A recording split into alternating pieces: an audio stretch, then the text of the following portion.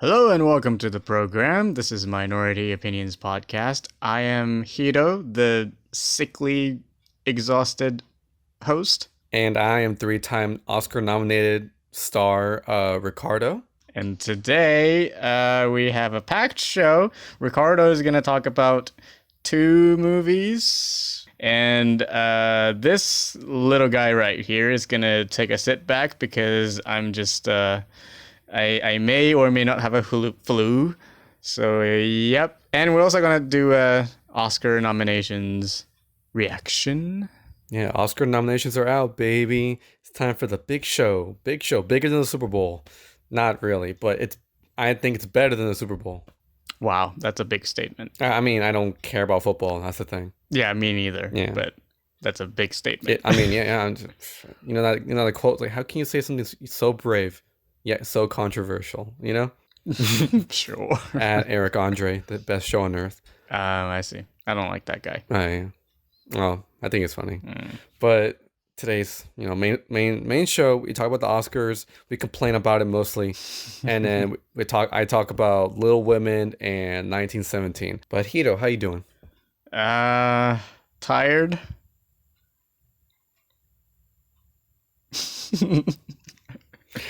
Gotta add a little bit of pizzazz to it. You can't just say one word. You gotta add some. I'm okay. My mom just had a flu, and I was taking care of her pretty much all weekend, and I'm worried that I might have a flu now. And I didn't have the chance to watch anything, so that's why I'm not doing anything this week. This is basically Ricardo's show for this week. Okay, maybe, but the nominations are out there, and you have an opinion. Yeah. So we could talk a bit, because a lot of these movies are streamable. A lot of the main best pictures films this year are actually streamable films. I'll let you complain for the most part, but how you doing, man? Doing pretty well. It's been vacation for me in school, and I start school in 2 weeks, and it's my last semester, so I'm excited for that. Mm-hmm. I'm terrified of my future, but I'll find something, right? Like I'm not gonna die or anything. I'll just be lost for a few years. Yeah, you're gonna live forever. You're gonna drink unicorn's blood, and you'll be fine. I'll eat the unicorn if I have to. I don't care. Okay. But let's get the show on the road. Hiro, the nominations are out for Oscars, and you and I have some feelings about them. I think mostly you. I've reached a point in my life where I'm just looking at the Oscars and pretty much all the other awards shows and go, they're silly. Sometimes I feel like these award shows, they bring some glamour and some glitter into these films. Like it's a time of the year where we could look at some films. Some deserve some more praise and deserve to be more recognized, Mm-hmm. and then some of them deserve they don't deserve the recognition. Like one film I don't think deserves any recognition at all.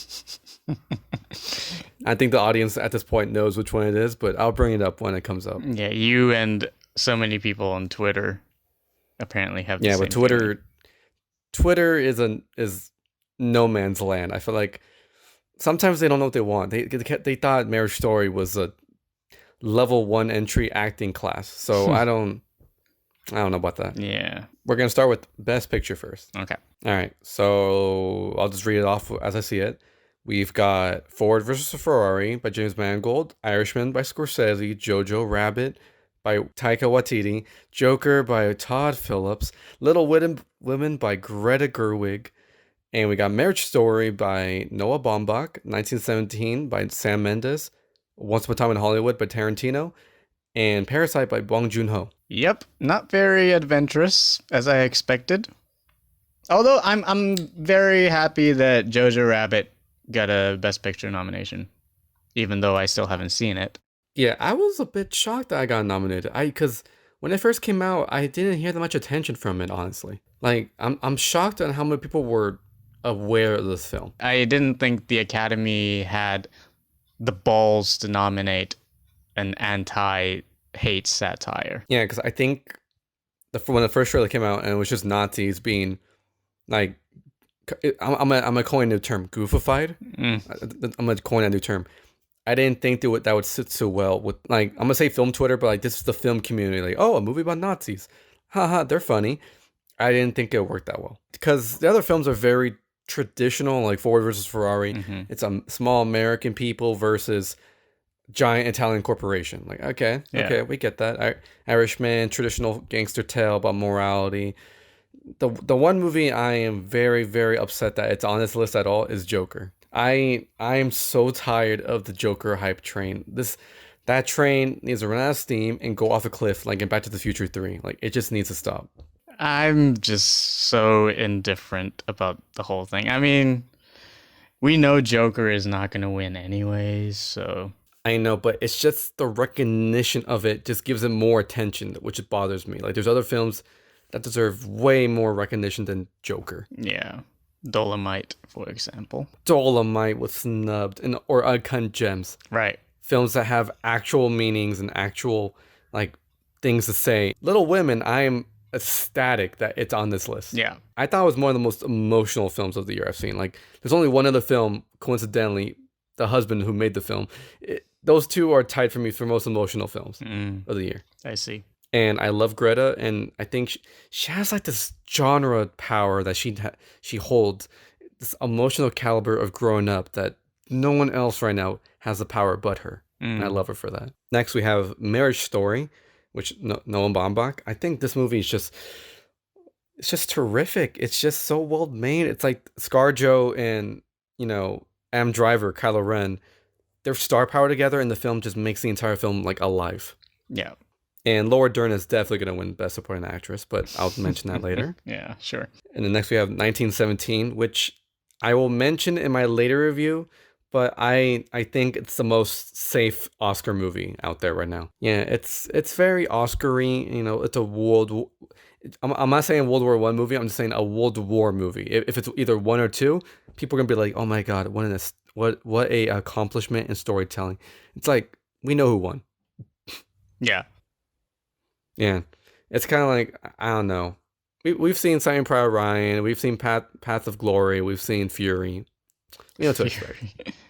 I wouldn't put Fury with those. Like, I wouldn't put that movie with the other two in the same bag. I know, but there's so many World War movies that I don't know. Yeah. I feel like the Oscars are gonna lean toward it. And then Once Upon a Time in Hollywood, that's this year's movie about movie making. Yes. And that always gets eaten up at the Oscars, which I personally very much liked. I liked it a lot more than you did, and that's our opinions, respect our opinions. Yeah. And I could see winning maybe Best Supporting Actor or Leading Actor.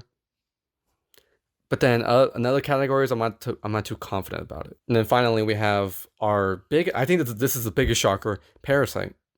Really? I thought Parasite was going to be nominated. The only reason why I said Parasite was shocking was because it's a both Best Picture nomination and Best Foreign Film. Is it foreign film now, or is it Best International Film? International Film? Okay, I'm just surprised that enough people voted for it. You know what I mean? I thought I was gonna get like pushed aside because it was an international film. So I wasn't surprised, and it won Palme d'Or at Cannes. So, all the talk was going around for a very, very long time. So I just assumed that it would be nominated for this one as well. Well, I do surely hope that it wins, most of the like you said, the major categories.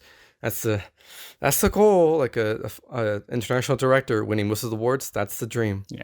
What do you think is going to win Best Picture? That's a big one. I feel like it's either going to be 1917, Irishman, or Parasite. Okay. I think it's a toss-up between The Irishman and Parasite. Who knows? Maybe Joker will take the golden statue back to its home. If Joker wins a major award, I don't know, man. I'm just gonna give up. You're just gonna. I'll just become a STEM major and just leave the field. I don't care. Oh Jesus. Yeah, I wouldn't care anymore. I'll just be like, burn it all and burn all my books about filmmaking. I'll just be like, burn it all to the ground. All right, next category. I don't know why we're going to even talk about it since Joaquin's going to win it. Actor in a leading role. Antonio Banderas for Pain and Glory. Leonardo Mm-hmm. DiCaprio for Once Upon a Time in Hollywood, Adam Driver for Marriage Story, Joaquin Phoenix for Joker, and Jonathan Pryce for The Two Popes. It would have been great if if Eddie Murphy was nominated instead of Jonathan Pryce, because I loved his performance as Rudy Ray Moore. And also another snub, Adam Sandler. Right. Because Dolomite, Eddie Murphy, charismatic as hell. And then Adam Sandler, the best performance he's given in his entire career. I saw a thing on Twitter that said, I guess Adam Sandler is not going to be in a good movie anymore. Yeah, no, that's never gonna happen again. Yeah. Yeah, and for people who say Punch Drunk Love is his best movie, no, it isn't. It's Uncut Gems. But Pain and Glory, I've heard Antonio Banderas is like superb in it, and I wouldn't be surprised because Antonio Banderas, he's an experienced actor. He's a good actor. It's just a lot of movies he chooses to be a part in, not the best. Next, we have DiCaprio, which we both thought he was terrific in. Yeah, he was definitely the best part of that movie. Yeah, and you could say that this is like his top 3 roles that he's ever done for his career. Maybe more than The Revenant. Probably, yeah, I'd say more than The Revenant. Yeah, of course. Like, come on. The Revenant, it was just grumbling and eating like baby flesh or something. I forgot what the gimmick was. It's just him going and then getting shot with like a rocket launcher or something. Yeah, he's like, oh, I took a real bullet in real life, and I was like, wow, he deserves the Oscar. Like, yeah. And then next we have Adam Driver, which is my dream winner. I think Adam Driver gave the best acting performance of the year. Yeah, I loved his performance in Marriage Story. It'd be great if he wins, but not gonna happen because Joaquin. Yeah, next is Joaquin Phoenix. Yeah, Joaquin did give a great performance as the character, and he did go through horrific training to become a psychopath as the Joker. And he lost 50 pounds for the role. The Oscar voters love actors losing weight. So, I mean, he was great. The movie was weird, but he was great. He was great. Just everything around it, not so great. Yeah. And then there's Jonathan Pryce, Jonathan Pryce, I can give an opinion about this. And he is an incredibly charming man in The Two Popes. He has such a great charisma, and because previous character, this is his second role as a religious figure, actually. Oh, after Game of Thrones, right? Yeah, in Game of Thrones, he plays as this very charismatic, manipulative religious leader who stole the show. Every time he was on screen, I was like, I hate him, but I love him because of how careful he speaks. In this film, he plays a really cool pope who's from Argentina, and he just gives a very heartwarming performance. That you can't hate him. He's such a likable guy in this film, and I think his performance is solid. But no one's gonna. I feel like no one's seen Two Popes.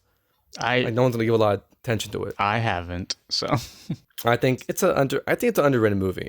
I think it's a solid film. So next actress, this is a bit of a. I feel like I know who's gonna win, but we'll still talk about it. Sure. So we have Cynthia Erivo for Harriet. Scarlett Johansson for Marriage Story, Saoirse Ronan for Little Women, Charlize Theron for Bombshell, and Renee Zellweger for Judy. I haven't seen Harriet or Bombshell or Little Women or Judy, so yeah, I can only talk about one performance for this one. Okay, I've seen 2. I've seen ScarJo, and I've seen Saoirse Ronan. Saoirse. As I pronounce Saoirse Ronan. Yeah. And I've seen ScarJo. And I did not. I saw an ad for Harriet, but I thought that movie wasn't for me. I didn't get a chance to see it because there was like one screening at the Metreon, and that was it. Bombshell, I wasn't entirely sure what it was about, but then I read it was about Fox News and Megan. Her name was Megyn Kelly. So I thought, is that a movie worth watching? I mean, she looks like Megyn Kelly. It is mind-blowing, but not enough to beat the next person, Renee Zellweger, who plays Judy. Yeah, Judy Garland, who's a famous Hollywood icon. I feel like she's gonna win. Yeah, I think so too. Because it's just typical old Hollywood, and people like that. They like comfortable stuff. Saoirse Ronan or ScarJo should win it.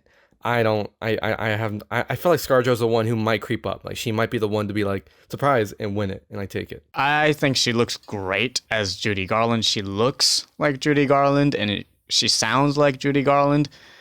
So I'd be happy if she wins. And I personally don't want ScarJo to win anything because she is a very, very, very stupid person. All right. I don't know if that will affect her voting, but I see what you mean. I do need to acknowledge in this category for the leading role, the only actress from a minority group is in a slave role. Yeah. Yeah, I thought that was a bit strange. Like the only other leading actress that was this is lead. I'm talking about leading role, like leading role for a African American woman. There a lot of them are slave roles. Yeah. I remember when Regina King won for If Beale Street Could Talk. That was terrific. I thought she deserved that role, that Oscar well, and it wasn't like a slave role. It was just a supporting mother in Brooklyn. Yeah. Yeah.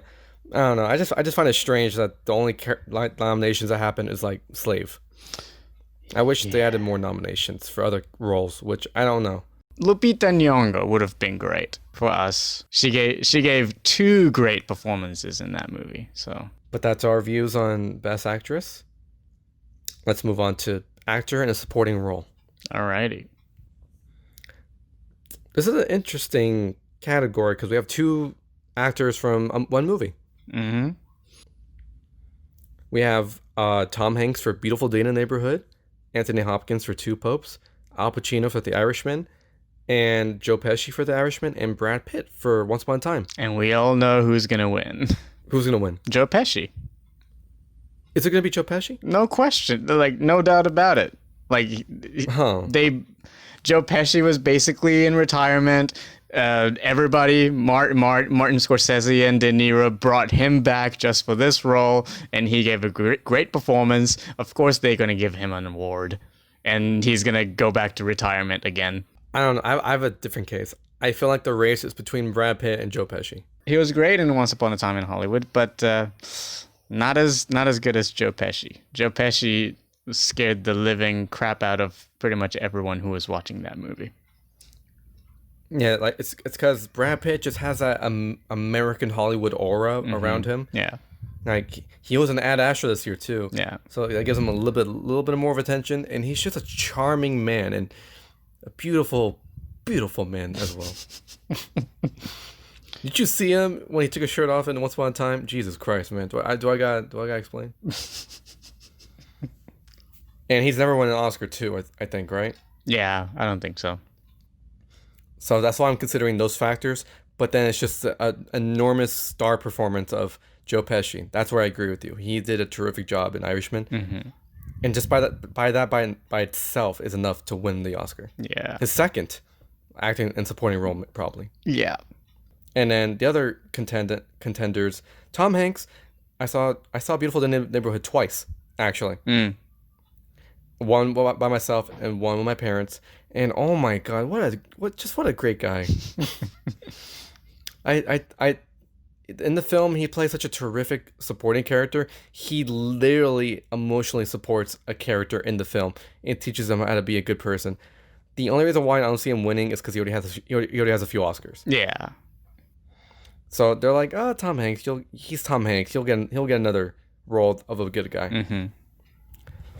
And then we have Anthony Hopkins for Two Popes. He is a terrific foil to Jonathan Pryce because Pryce is the progressive new type of religion, whereas Anthony Hopkins is the old traditional Catholic Church ideologies.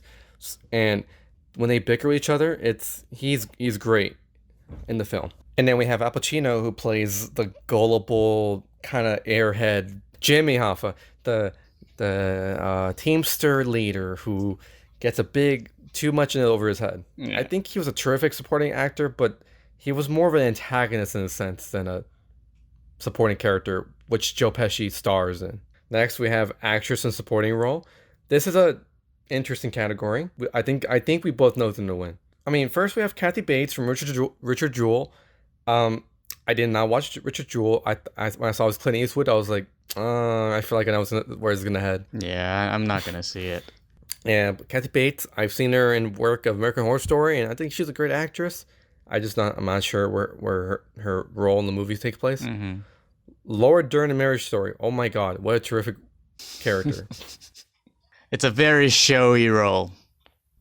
Very showy, and I don't think Laura Dern's won an Oscar before I don't for think so. actress. I don't think so. So this could be her chance to rise up and get it. And I think that Laura Dern is the most likely contender to win it. And then we have Scarlett Johansson for Jojo Rabbit. I don't want her to win anything. Moving on, Florence Pugh for Little Women. I actually think she might win. My money is on Florence Pugh.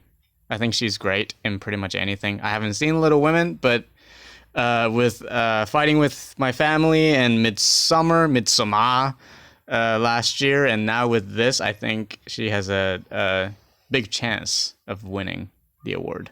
And then Margot Robbie for Bombshell, which I have not seen, but it's Margot Robbie, and she's been doing a lot of promoting for her roles. All right, we'll move on to animated feature film.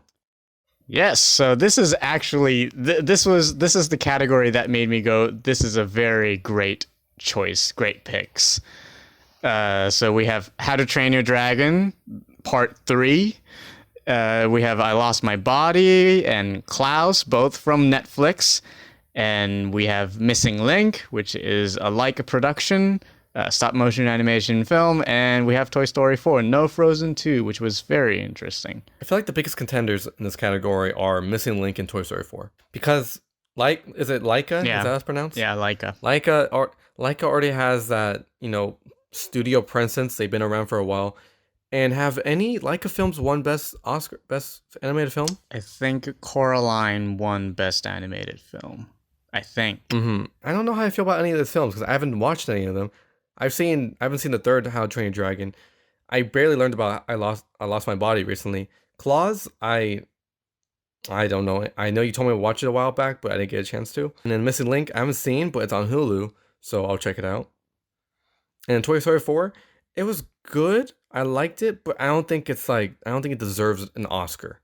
Actually, I was gonna suggest for next week, we should talk about I Lost My Body. Oh, that sounds fun. Yeah, it's a short movie. It's a very short movie, 80 minutes long. It's on Netflix. We'll do an animation episode. We'll do Lost My Body, and I'll talk about Missing Link. All right. Yeah, that sounds good. All right, virtual handshake. Virtual handshake. On to the next category. We have cinematography. Okay. We have this one's a shocker because one of these films are kind of an outlier in a sense. We have The Irishman, Joker, The Lighthouse, 1917, and Once Upon a Time in Hollywood. I think The Lighthouse came out of nowhere for me. I know it's because it's shot in black and white, and Hollywood, like people like black and white, like it makes it more artsy for some reason.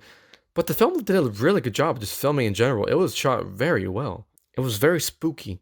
It was just one location, and like the use of fog and like the close-ups and like the weird angles, all of it worked out in the film, and I loved it. And then we have Irishman. There's two films here where I feel like I'm not sure how I feel about their nominations.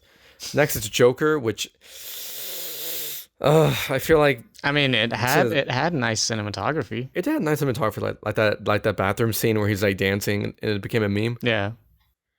Yeah, it's shot well. I'm leaning toward two films. Oh, actually no, I'm leaning toward one film, which is 1917. I feel like that movie's gonna win.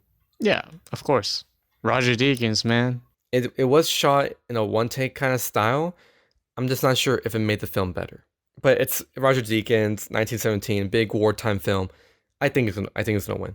And then we have Once Upon a Time in Hollywood with Robert Richardson. I thought that film was shot very well. It was shot very sexy. Yeah. It was groovy. I will say it's groovy. A lot of nice car shots, a lot of shots of people walking the street.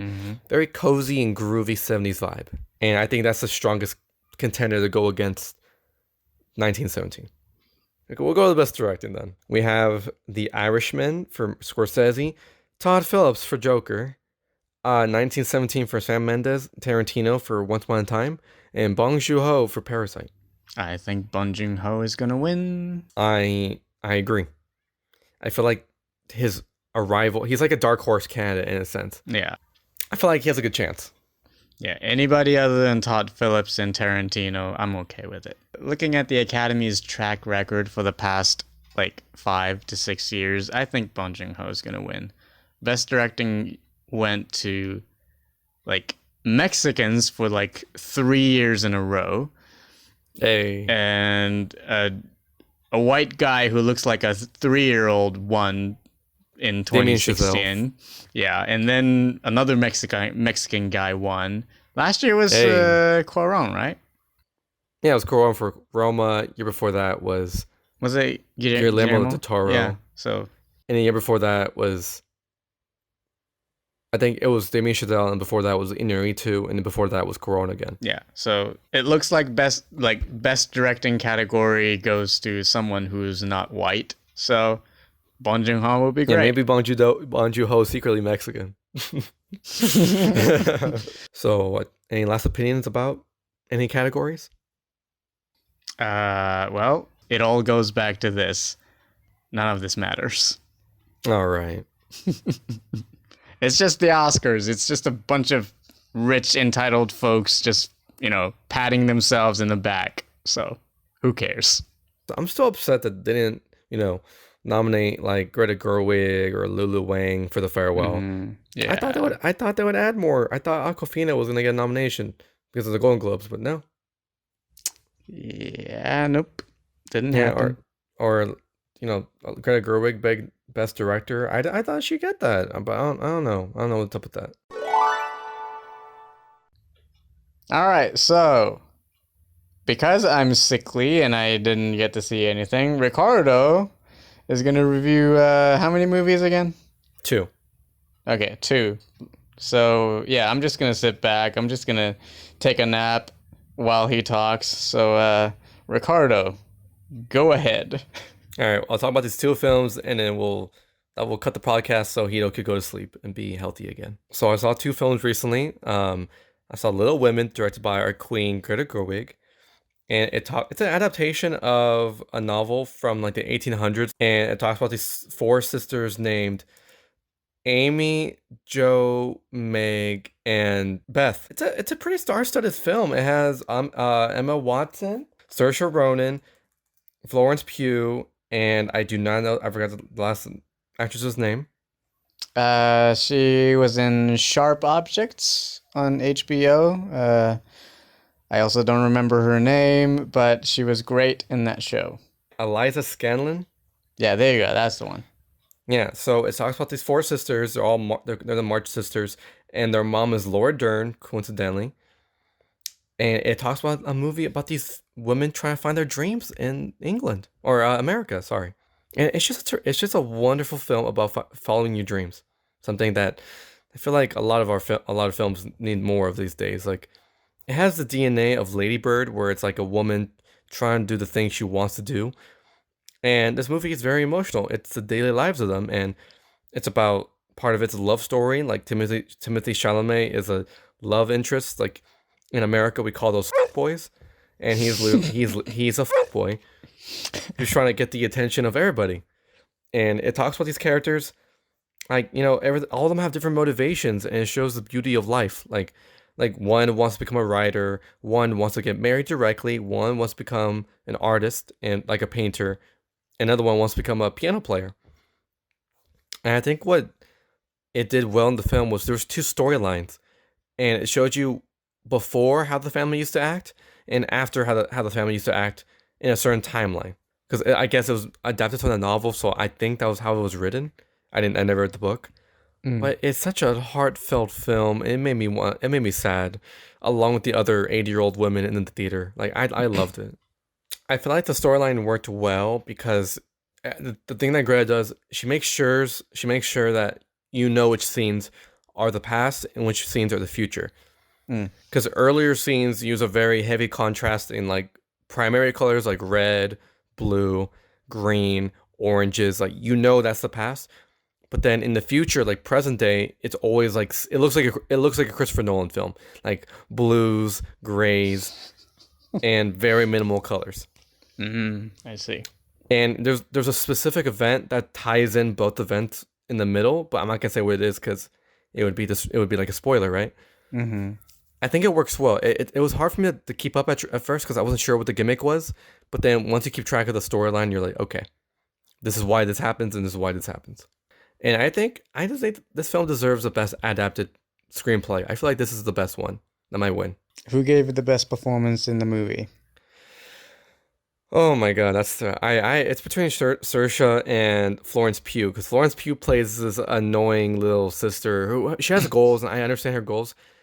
It's like it feels like a high school drama sometimes. That's not a bad thing, but I love she just plays this bratty. I'm using this word particularly. This bratty sister who gets jealous easily and she performs really well. But then Saoirse Ronan plays this very empowered woman who follows her goals no matter what, and she doesn't let any person or man like prevent her from doing so. And she rejects the traditional love story throughout the film, and I love that. But along with the score and like the script, I think it's a solid film. Okay. Yeah, definitely recommend it.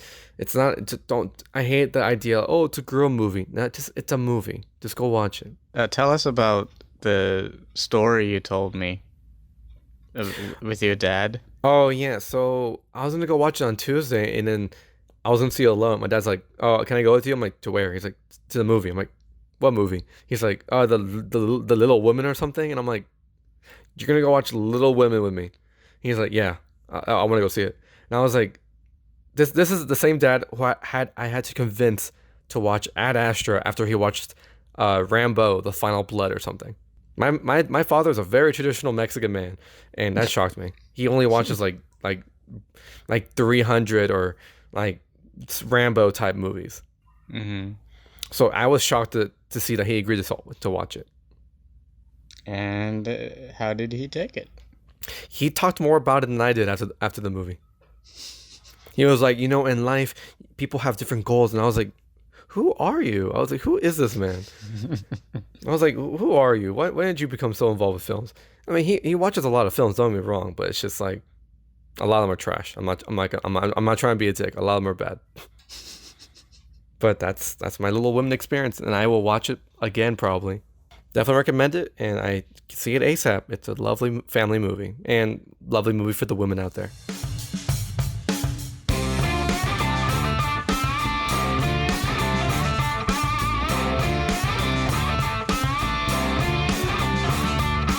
But next film is a film where I don't feel have the strong feelings about it as I did Little Women. Hmm. It's 1917 by Sam Mendes. So Sam Mendes, he. I remember his first. I did not know his first film was American Beauty, Mm-hmm. and he won a bunch of Oscars for it, right? I So think so, yeah. he already has like this presence in Hollywood, like oh, this is an artsy filmmaker like Denis Villeneuve or Spielberg or Scorsese. Like he already has that power, that star power. So he decided I'm gonna make a film about these war stories my dad used to tell me as a kid, or my grandpa used to tell me as a kid, World War One. I was fine. I like it, but I in my like letterbox review, which all of you should follow, I compared it to Mad Max Fury Road.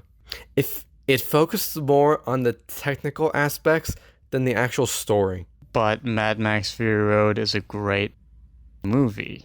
I know, but it did focus more on like the action set pieces and the technical, and like, it won a bunch of awards for the technical aspects and like sound mixing. Right. And I think 1917 might be in the same boat. Like if you look behind the scenes on how it was filmed, it was just shot so well, and like there's like a grand scale of people running and explosions and the one take gimmick. That all that technical aspect is like that's like the biggest of the year. Like wow, the way it was shot was so beautiful, and it was shot in a village in Europe, and it got blown up in like 3 days before, so it made it look real. That's what I mean Mm. by the technical aspects.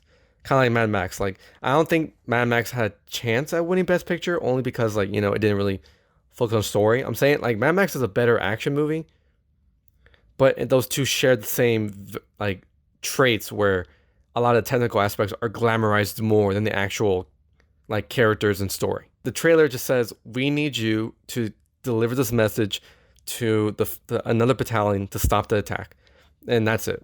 That's literally it. That's the entire film. What's wrong with that? I don't. It's not that it's bad. It's just I don't know. I don't think compared to like Marriage Story or Irishman or like Once Upon a Time or Parasite. The story wise itself doesn't. I don't think it compares. It's not as the story wise caliber isn't as strong as the other contenders. Yeah, the two leads are very charming together. Like when they're on screen communicating, I do like them. Mm-hmm. And then the thing about the best original screenplay for this film, there is some decisions in the script that made me question Sam Mendes. Okay.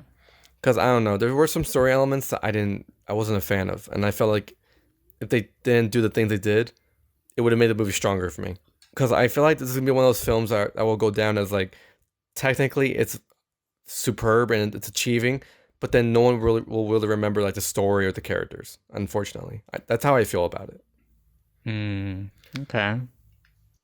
I don't know. When I left the theater, I just thought, just another typical World War One movie. I don't know. I'm getting. I want more. I want more of the farewells. I want more of the Dolomites. My name. Mm.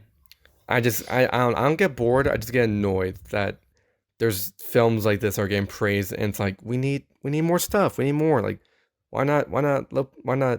Yeah, the farewell and Uncut Gems and Dolomite. We need more of those like genre bending films, not just the typical war film. Which just to give you a reference, a lot of people in my theater they were wearing their Semper Fi hats and their Vietnam hats, like veteran hats.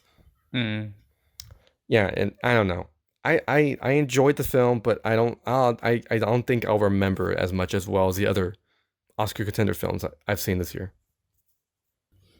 Maybe it's meant to be just an experiential film, and sometimes that is enough. The movie that I can think of, and it's a completely different film, but I think it's in the same ballpark as Gravity. Like Gravity as an experience, it's great, but story wise, it's just some woman floating in the space. That's it. So I don't know. So I think what Sam Mendes is trying to do is, give you that experience, like making you feel like you're in the war zone with these two soldiers. Yeah, it's not a bad film necessarily. I just felt underwhelmed by it.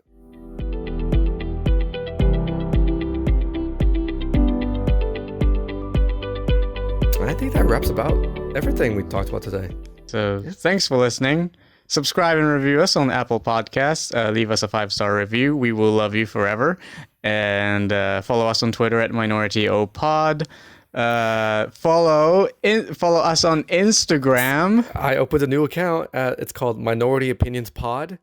It's co-run. It's run by me mainly, but follow us if you can. It's a great. I haven't posted any photos yet, but we're working on a new logo, so that's going to be the new update soon. And you can send us a letter at minorityopodcast@gmail.com. And that's all we have for you today. All right, so thanks, Ricardo, for being a great host.